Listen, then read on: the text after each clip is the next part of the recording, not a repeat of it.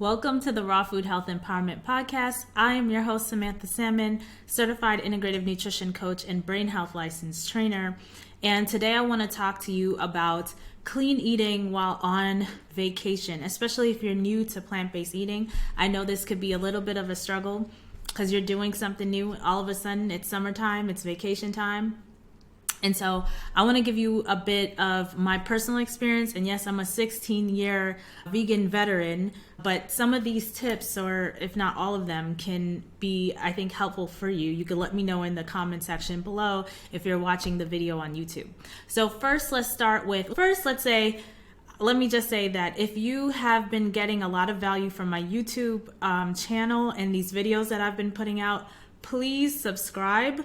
Like, share, let your friends know about it, but just make sure you subscribe so you are notified every time I drop some new helpful content.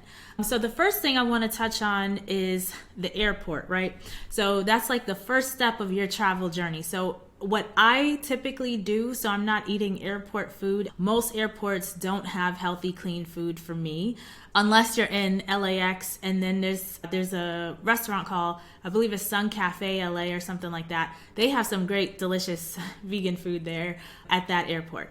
But everywhere else, it's really all you could probably get are fries. You may find like a burrito that you could put together, some rice and beans or something like that. But typically what I do is I make sure I order in from Thrive Market I think it's called Intentional Living Activated Almonds, because I love their almonds. And I get organic raisins, and I put them in a Ziploc bag, like the two big bags I have. Because typically when I travel, like I'm traveling 9+ hours because I'm usually going to Europe during the summer. So like last year, you saw on my channel, I spent a lot of time in Europe last year. I spent 3 months. This year it was only a couple weeks. We did a really short but very enjoyable family vacation. And I packed almonds and raisins for the flight. So I have it if I'm hungry in the airport, and I usually eat before I go into the airport, even if it's like early, depending on how early it is. I'll have maybe some leftover food. You can't leave anything that's gonna go bad in the fridge while you're taking a long trip, so I try to eat that up before I go. So I'm usually pretty full and okay in the airport, but those snacks are really for the plane. And usually on those 9-hour trips, you pick like what you want. If you are vegan and you want vegan options, then you're picking. Sometimes you have to pay on lot Polish Airlines, it's already included. But that's typically what I do. If I get hungry, I have my almonds and raisins for the trip.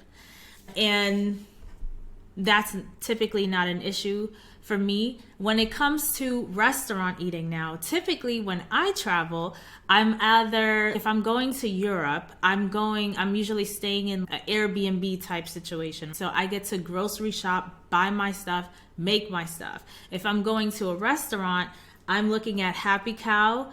I'm looking at Google. I'm searching around and looking at the menus. Is there anything there that I could eat, that I would want to eat, that I would enjoy? And that's how I'm sorting through. Happy Cow is a really great resource. My issue with vegan restaurants, though, is that they have a lot of faux meats and cheeses and stuff like that. I'm not down with the fake foods. I like actual whole food. I don't like processed food. I don't like processed vegan food. Okay? I like actual whole foods like kale, salad, bell pepper, quinoa. I'll even eat rice. I don't care. I'll eat rice. My digestive system, sometimes it makes me vomit, but I'd rather eat rice than seitan or TVP. I'm not going to eat seitan and TVP. I hate that stuff. I don't eat tofu. I don't eat any of that stuff. I like actual whole food. So it's really critical for me to look at the menu beforehand to make sure that it's something I can eat. Now, for me personally, this is why I love going to Poland in particular, because they use actual whole foods and ingredients. So I don't have a problem eating when I go there. And definitely believe that food does play a huge role in how I see a place, because I don't like to travel. I like my home environment. I have a whole process for how I do things. And I like that kind of stability and security of knowing I have food, knowing I have good food, and that I won't be in this type of situation. So I just don't like to travel. And honestly, me not liking to travel started from the whole 9/11 situation. Ever since then, TSA and all of that stuff is just annoying to me. So I don't really like to travel. I like my sheets. I'm a germaphobe, that type of thing. But I do travel because I have to. I have family all over and you have to visit them. But typically, if I'm staying domestic, where most of my family, they're in the country, I'm usually staying at someone's house. So when the plane lands, I'm going to the grocery store, I'm picking up stuff I like. And so things are ready for me to put together whenever I feel hungry, just right there. If I'm in a hotel situation, and even like this, like I did this last year in Poland and this year too, I'll pick up like some nuts and stuff to keep in the hotel and water. Always make sure I have lots of water and nuts. In the event that I get hungry, I won't have to be hungry for long. I have these snacks until we could figure out where we're gonna eat and all that type of stuff.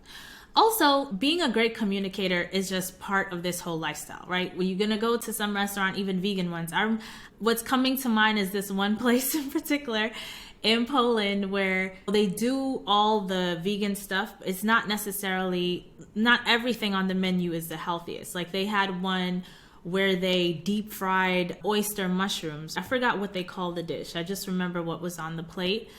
I don't eat mushrooms personally because my stomach doesn't like it.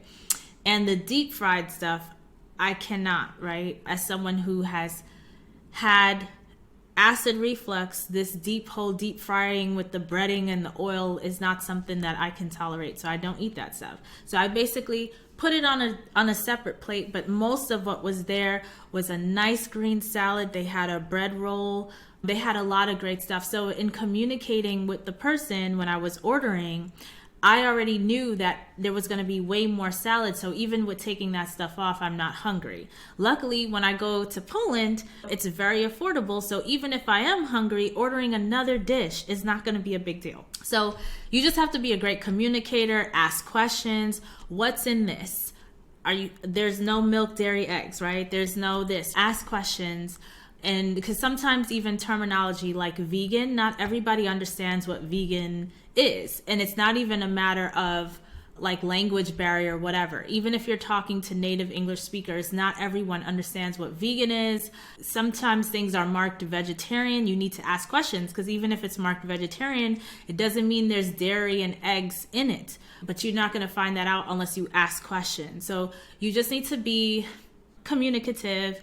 And most people are really nice. Like I've had really good experiences. If I have a bad experience where someone's not able to answer my questions, that's a red flag to me to just get out of there. If you can't tell me what's in the food, this is not a place I should be eating. Okay? Yes, there is some planning in advance. You do some kind of planning. And I guess this could be somewhat of an adjustment for some people. Not everyone's interested in everything. I don't know, like before I went vegan, I didn't really travel a ton, but it's not like I ate everything either. But it was mostly family get-togethers and stuff. So I'm always at someone's house when they have something that I like and would eat, but obviously I'm not liking and eating everything. So if you're in a situation where you just want to plan so you're not hungry, yeah, planning is involved. It's part of the lifestyle. So when I also mentioned like going grocery shopping, right? And stocking up on stuff. So stocking up on whatever snacks that you need. If you have a kitchen, make sure you have all the produce you need to prepare your meals. Maybe go with a meal plan, right? So I have a ton of meal plans in my program, Conquer Your Cravings. I also have some free meal plans. I have free recipes for you.